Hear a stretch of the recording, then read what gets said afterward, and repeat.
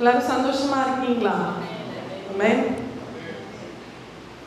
சரி, இன்னைக்கு நம்ம பார்த்த சங்கீதம், இப்ப நம்ம வாசித்த சங்கீதம் 56. அதோட தலைப்பை எல்லாரும் சேர்ந்து வாசிக்கலாமா? பெலிஸ்தர் தாவீதை காத்தூரில் பிடித்த போது யோனா ஏலம் ரிக்கோஹீம் என்னும் வாத்தியத்தில் வாசிக்கும்படி தாவீது பாடி ராக தலைவனுக்கு ஒப்புவித்த மிக்தாம் என்னும் சங்கீதம். இத்தனை 56 சங்கீதம், இன்னைக்கு 56வது. இது வரைக்கும் நம்ம பார்த்தது தாவீது எழுதுனது பார்த்துருக்கோம். வேற யார் எழுதுனது பார்த்துருக்கோம்? மோசையோடது ஒன்று பார்த்துருக்கோம். சரி, இந்த இதுலலாம் மோஸ்டா நம்ம பார்த்தது யாரோட சங்கீதம்? தான் தாவீதோட சங்கீதம். அவருக்கு ஒரு சந்தோஷம் வரும்போதும் அவர் பண்ணினது என்னது? பாட்டு தான். இங்க அவருக்கு என்ன இதை என்ன சொல்றாங்க அப்படின்னா, அவரோட பவர்ஃபுல் ப்ரேயர். இது ஒரு பவர்ஃபுல்லான ப்ரேயர். ஏன்னா தாவீது காத் அப்படிங்கிற ஊர்ல பிடிக்கப்படுறாரு. காத் அப்படிங்கிறது யாரோட ஊரு? கோலியாத். ஆன்டிக்கு டேப்பு போட்டுறணும். காத் அப்படிங்கிறது கோலியாத்தோட ஊரு. தாவீது கோலியாத்னாலே உங்களுடைய நினைவுக்கு வர்றது என்னது? தாவீது தான் அவரை கொண்டது, அப்படிதானே? அவரோட ஊருக்கு போறாரு. அப்ப எப்படி இருக்கும்? எப்படி ஒரு பயம் இருந்திருக்கணும். சரி, இந்த என்ன நடந்துச்சு அப்படிங்கிறத நம்ம பார்க்கலாமா? 1 சாமுவேல் 21வது அதிகாரம் எல்லாரும் எடுத்துக்கோங்க. எல்லாரும் உடைய பைபிள்ல 1 சாமுவேல் 21வது அதிகாரம். நேரம் நமக்கு கொஞ்சமா இருக்கிறதுனால நானே சொல்லிடுறேன். தாவீது நோபாலில் இருக்கிற ஆசாரியனாகிய அகிமெலேக்கின் இடத்துக்கு போனான். அகிமெலேக் யாரு? ஆசாரியன். ஆசாரியன் அகிமெலேக்கு எதிராக போகும்போது அகிமெலேக்கு கேட்குறாரு, ராஜா தனியா வந்திருக்கிறீங்களே, என்ன விஷயம் அப்படின்னு. அப்ப இவர் சொல்றாரு, ராஜா ஒரு விஷயம் சொல்லியிருக்காரு, அது யாருக்கிட்டையும் சொல்லக்கூடாது. எனக்கு இப்போ ரொம்ப பசியா இருக்கு, எனக்கு ஏதாவது ஒன்று தா அப்படின்னு சொல்லும்போது ஆசாரியன் சொல்றாரு, தகனிக்கப்பட்ட, அதாவது பலி செலுத்தின அப்பத்தை தவிர வேற ஒண்ணுமே என்கிட்ட இல்லை அப்படின்னு. அங்க ஒரு மரபு இருக்கு. என்ன அப்படின்னா, இன்னைக்கு புதுசா ஒரு அப்பம் வச்சுட்டாங்க அப்படின்னா அந்த அப்பத்தை என்ன பண்ணிடுவாங்க? எடுத்துருவாங்க. அப்ப தாவீது சொல்றாரு, இன்னைக்கு நீங்க புதுசா செலுத்திருப்பீங்கல்ல, அந்த பழைய செலுத்தினதை எனக்கு தாங்க அப்படின்னு. அது கர்த்தருடைய பார்வைக்கு என்னது? தப்பு. ஆசாரியனுக்கு உடையே அவர் உடுத்துறாரு. அப்போ அவருக்காக பலி செலுத்தப்பட்ட அப்பத்தை இன்னொரு ஆளுக்கு கொடுக்கலாமா?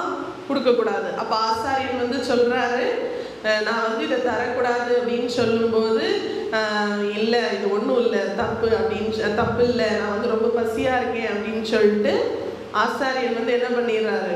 கொடுத்துடுறாரு. இந்த இடத்துல தாவீதுக்கு யாருக்கு கிட்ட இரக்கம் கிடைச்சிச்சு அப்படின்னு பார்த்தீங்கன்னா, இந்த ஆசாரியனாகிய அகிமெலேக்கு கிட்ட. அதுக்கப்புறமா இவரு போருக்கு போகணும். அப்போ இவர் ஒண்ணுமே, இவர் தப்பி ஓடியில வராரு. சவுலுக்கு தப்பி ஓடி வராரு. அப்ப இவர்கிட்ட ஒண்ணுமே இல்லை, ஆயுதங்கள் எதுவுமே இல்லை. அப்ப அந்த ஆசாரியன் கிட்ட கேட்கிறாரு, ஏதாவது இருக்கா, ஈட்டி அம்பு ஏதாவது இருக்கா அப்படின்னு கேட்கிறாரு. அப்ப அவர் சொல்றாரு, நீங்க கோலியாத்தை கொன்னீங்களா ஒரு வாளால, அந்த வாள் பலிபிடத்துல ஒரு ட்ரெஸ்ல சுருட்டி, ஒரு சேலையில சுருட்டி இருக்கு, அதை தவிர வேற ஒண்ணுமே இல்லை அப்படின்னு. பரவாயில்ல, அதை எடுத்துட்டு வா அப்படின்னு சொல்லிட்டு அந்த பட்டயத்தோட தான் எங்க போறாரு? காத் என்னும் ஊருக்கு போறாரு. காத் என்னும் ஊரு என்ன சொன்னேன்? காத் யாருடைய பட்டணம்? கோலியாத்தோட பட்டணம். அங்க போகும்போது எல்லாருக்குமே நம்ம ஒரு சின்ன விஷயத்துக்குனால நம்ம பயப்படுறோம், அப்படிதான். அங்க போகும்போது என்ன ஒரு பயம் வந்திருக்கும். அங்க போகும்போது கண்டுபிடிச்சு சொல்றாங்க, இவன் தானே சொன்னாங்க கோலியாத்தை கொன்னது அப்படின்னு, இவன் தானே மக்கள் எல்லாம் பாடி துதிச்சாங்க அப்படின்னு சொல்லும்போது தாவீது உடனே பைத்தியக்காரன் மாதிரி வேஷம் போட்டுடுறாரு. பைத்தியக்காரன் மாதிரி வேஷம் போட்டு அந்த இடத்துல இருந்து தப்புறாரு. இப்ப நீங்க சங்கீதம் 56 பாத்தீங்கன்னா அதுல 3வது வசனம், நான் பயப்படுகிற நாளில் உண்மை நம்புவேன். அப்போ ஒரு பயம் அவருக்கு வந்துச்சு. வந்த உடனே ஒரு திடன் வருது, நான் எதுக்கு பயப்படணும், இவன் மனுஷன் தானே, எனக்கு என்ன பண்ணுவான், என் கூட இருக்கிறது நீங்க அப்படின்னு சொல்லிட்டு சொல்லப்படுகிறது. இதுக்கு ஒப்புமையா புதிய ஏற்பாடுல ஒரு சம்பவம் நடக்குது. மத்தேயு 12வது அதிகாரம்.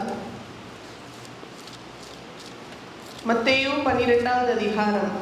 அக்காலத்திலே ஓய்வு நாளில் இயேசு ஓய்வு நாளில் பயிர் வெளியே போனார். எங்க போனார்?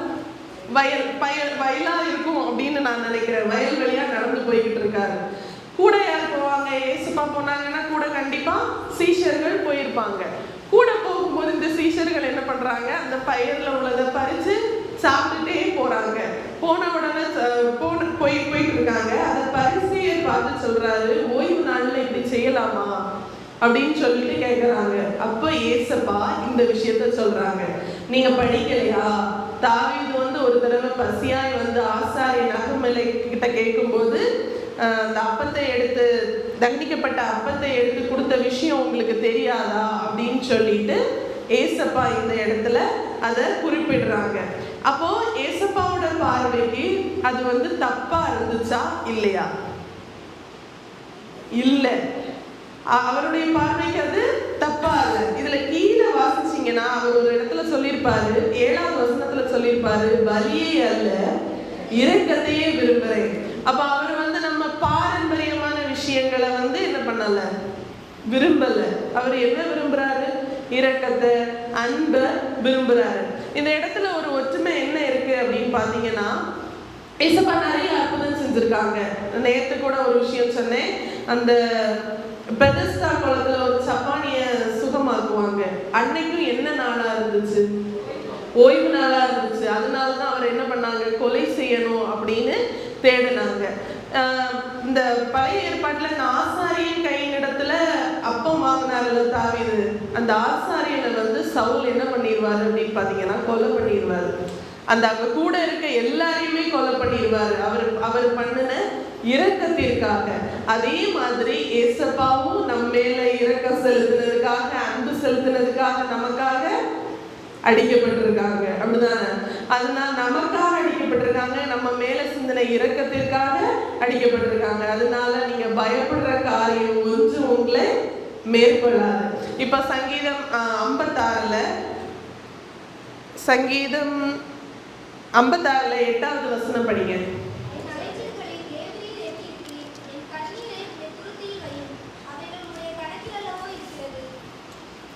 கண்ணீரை உடைய துருத்தியில் வையும். அந்த காலத்துல என்ன இருந்துச்சு அப்படின்னு பாத்தீங்கன்னா, அவங்க ஒரு விஷயத்துக்காக கண்ணீர் சிந்துறாங்க அப்படின்னா அவங்க துருத்தியிலையோ இல்ல ஒரு சின்ன கண்ணாடி பாட்டில்லையோ அதை பிடிக்கக்கூடிய ஒரு வழக்கம் இருந்திருக்கு.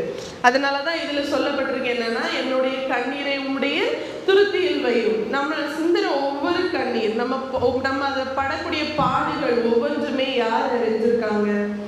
கர்த்தர் அறிந்திருக்கிறார். ஏசப்பா ஒண்ணு கூட, ஒரு விஷயத்த கூட, நம்ம வாழ்க்கையில நடக்கிற ஒரு விஷயத்த கூட அவர் என்ன பண்ணல, மறக்கல, எண்ணாம இல்ல. நம்ம வாழ்க்கையில நடக்கிற ஒவ்வொரு விஷயத்தையும் அவர் எண்ணி இருக்கிறார், அறிந்திருக்கிறார். அப்ப நம்மள கைவிடுவாரா? கண்டிப்பா விட மாட்டார். இந்த நல்ல சமாரியன் கதை எல்லாருக்கும் தெரியும் அப்படின்னு நினைக்கிறேன். தெரியுமா? வழியில ஒருத்தர் போய்கிட்டு இருப்பான். அவனை கள்ளர்கள் அடிச்சு போட்டுருவாங்க. போடும்போது அந்த இடத்துல யாரு கடந்து வர்றாங்க? ஆசாரியன் வராங்க, லேவியன் வராங்க. அவங்க பண்ணினது தப்பா தப்பு இல்லையா? ஆசாரியன் பண்ணினது தப்பா தப்பு இல்லையா? ஏன் அவங்க டெட் பாடியை டச் பண்ணா தீட்டுன்னு நீங்க தானே சொல்லியிருக்கீங்க. அப்புறம் எப்படி தப்பாகும்? அது ஆக்சுவலா டெட் பாடியை டச் பண்ணா அவங்க ஒரு வாரத்துக்கு மேல அவங்க தீட்டுப்பட்டவங்களா இருப்பாங்க. அப்ப அதனால ஆசாரியன் என்ன பண்ணல, தொடல.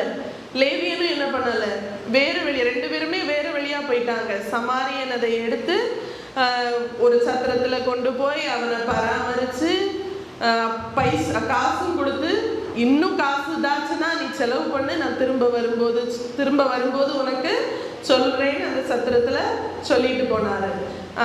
இதுலயும் என்னது ஏசப்பா விரும்புறாரு? ஏன் இந்த எடுத்துக்காட்ட சொல்றாரு அப்படின்னா, அவர் விரும்புறது ஒன்னே ஒரு விஷயம், இரக்கம். உங்ககிட்ட இருந்து எதிர்பார்க்கிற ஒரே ஒரு விஷயம் என்னன்னா இரக்கம்.